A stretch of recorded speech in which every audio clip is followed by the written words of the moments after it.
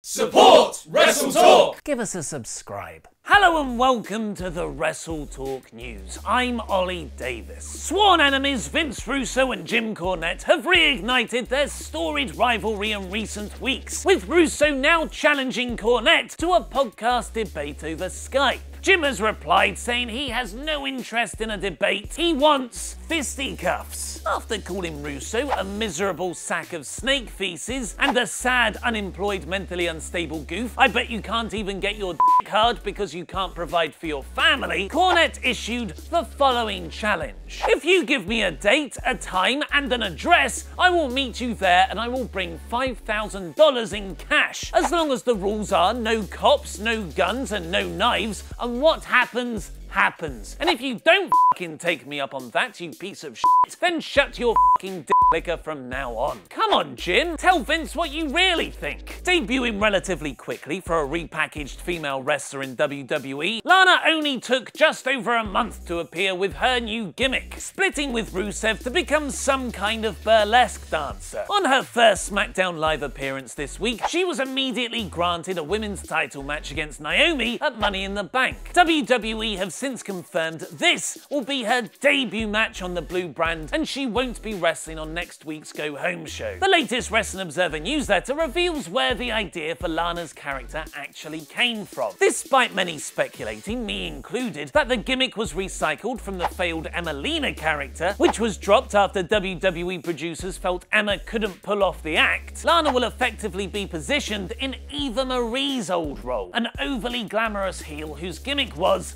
that she couldn't wrestle. Marie hasn't been seen on WWE TV since her wellness policy violation last August, as she's since gone into acting and won't be returning to the company. In an interview with Busted Open Radio to promote his new book, Austin Aries might have revealed a reason why he failed to win the Cruiserweight Championship from Neville on his third attempt at Extreme Rules last Sunday. He's working through injury. I've got some stuff going on, but just to be fair, you could probably say that for a lot of the locker room. Obviously, at this point, it might be a good time to take a little break, which really could consist of 2 days to just adjust some of those things. After losing to Neville on Sunday, Aries was shown sitting at ringside almost manically happy, strangely smiling into the camera despite his defeat, which could be teasing a gimmick overhaul for when he does return to TV. Aries also defended 205 Live during the interview, explaining there's a big vision for this, it doesn't happen overnight. But the reality is, the show is now almost 7 months old and it's only falling in popularity. As Dave Meltzer reveals in his weekly roundup of the top performing shows on the WWE network, 205 Live was at 19th place. Apparently, according to the Wrestling Observer newsletter,